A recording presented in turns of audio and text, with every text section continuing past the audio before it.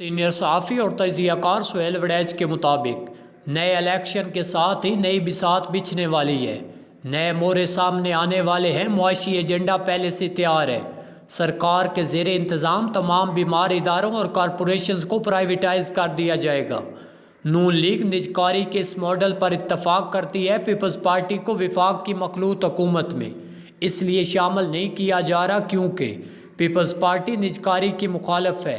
اس کا معاشی ماڈل مختلف ہے۔ نئی حکومت کے آنے سے پہلے یہ طے کر لیا گیا ہے کہ 4 بڑے شعبے ملک کو ترقی کی اگلی منازل تک پہنچائیں گے۔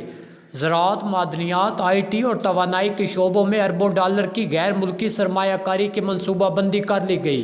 بنگلہ دیش ماڈل کے تحت نئے وزیر اعظم کو اسٹیبلشمنٹ اور عدلیہ کی مکمل حمایت ہوگی تاکہ وہ اپنی پوری توجہ معیشت پر مرکوز کر سکے۔ یہ بھی طے ہے کہ اگر نواز شریف وزیر اعظم بنے تو وہ سال کے دوران معاشی سمت اور ویژن کو لیڈ کر کے اقتدار اپنے بھائی شہباز شریف کو دے دیں گے۔ اسٹیبلشمنٹ اور نون لیگ میں ماضی کی طرح کسی تنازع کو روکنے کے لیے یہ طے کیا گیا ہے کہ شہباز شریف روزانہ کی بنیاد پر نواز شریف اور اسٹیبلشمنٹ سے رابطہ کار کے فرائض سر انجام دیں گے اور ہر ممکن کوشش کریں گے کہ اسٹیبلشمنٹ اور منتخب حکومت ان دونوں کے درمیان کوئی دراڑ نہ پڑ جائے۔ فرض کرے کہ سرکار جو چاہ رہی ہے ویسے ہی ہو جاتا ہے تو اس کا مطلب ہے وفاق میں پیپلز پارٹی بڑی اپوزیشن پارٹی بن کر ابھرے گی۔ بلاول بھٹو قومی اسمبلی میں اپنی پارٹی کے لیڈر ہوں گے۔ دوسری طرف اسی قومی اسمبلی میں تحریک انصاف کے ایک گروپ ہوگا۔ اپوزیشن میں تحریک انصاف اور پیپلز پارٹی ساتھ ساتھ بیٹھیں گے اور دونوں کو مل کر متحدہ اپوزیشن کا لیڈر منتخب کرنا پڑے گا۔ ممکنہ طور پر تحریک انصاف کی نشستیں پیپلز پارٹی سے زیادہ ہوں گی، لہٰذا پیپلز پارٹی کو متحدہ اپوزیشن کے لیڈر کے طور پر تحریک انصاف کے لیڈر کو ماننا ہوگا۔ پیپلز پارٹی کے ساتھ غیر رسمی اتحاد کر کے تحریک انصاف کو اپنا لیڈر بنانا پڑے گا۔ دوسری طرف بلاول بھٹو تحریک انصاف کے ساتھ نرم سلوک کی جو بات کر رہے ہیں، شاید ان کے مد نظر بھی مستقبل کی سیاست ہے جس میں دونوں متحارب گروپوں کو نون لیگ کے خلاف اکٹھی سیاست کرنا پڑے گی۔ اگر بنگلہ دیش ماڈل واقعی پاکستان آ گیا تو اس کا مطلب یہ ہوگا کہ نئی معاشی پالیسیوں کی مخالفت کرنے والوں سے سختی سے نمٹا جائے گا۔ اسٹیل ملز، پی آئی اے اور دوسرے بہت سے اداروں کی نجکاری سے حکومتیں 2 وجہ سے ڈر گئی تھی۔ ایک یہ کہ لوگ بے روزگار ہوں گے اور دوسری یہ کہ مسلسل احتجاجی مظاہرے ہوں گے۔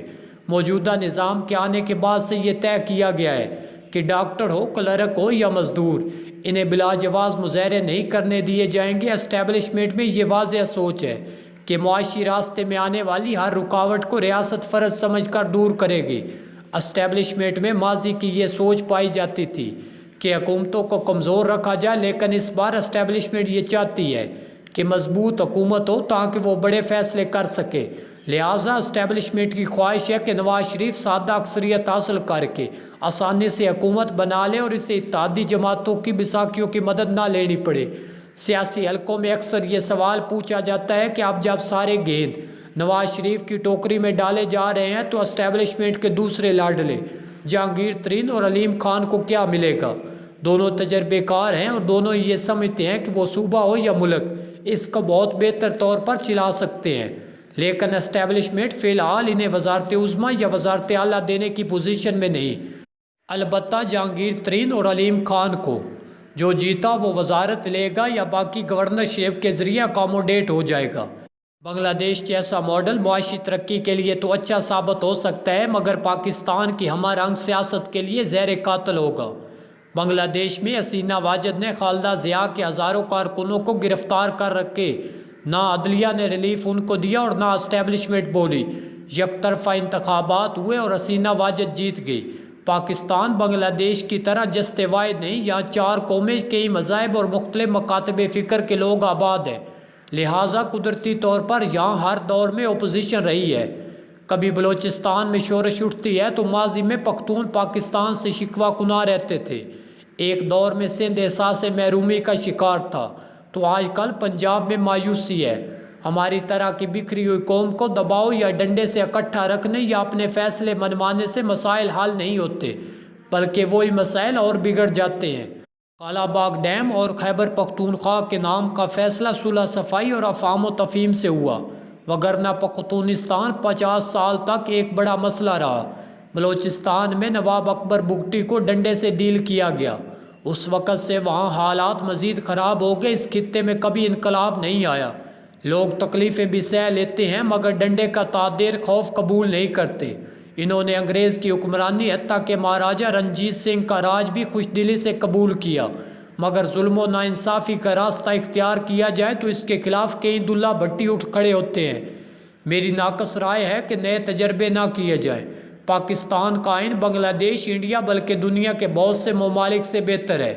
पाकिस्तान पहला इस्लामी मुल्क है जिसने जमहूरियत और इस्लाम के असूलों को मद्देनज़र रख कर आइन की तश्कील की। पाकिस्तान की एस्टेब्लिशमेंट हो या अदलिया या फिर बड़े ओहदों पर कायम हुक्मरान साहब इसी आइन पाकिस्तान पर हलफ उठाते हैं। तय ये किया जाएगा कि आज से आइन पाकिस्तान की खिलाफ वर्जी बर्दाश्त नहीं की जाएगी।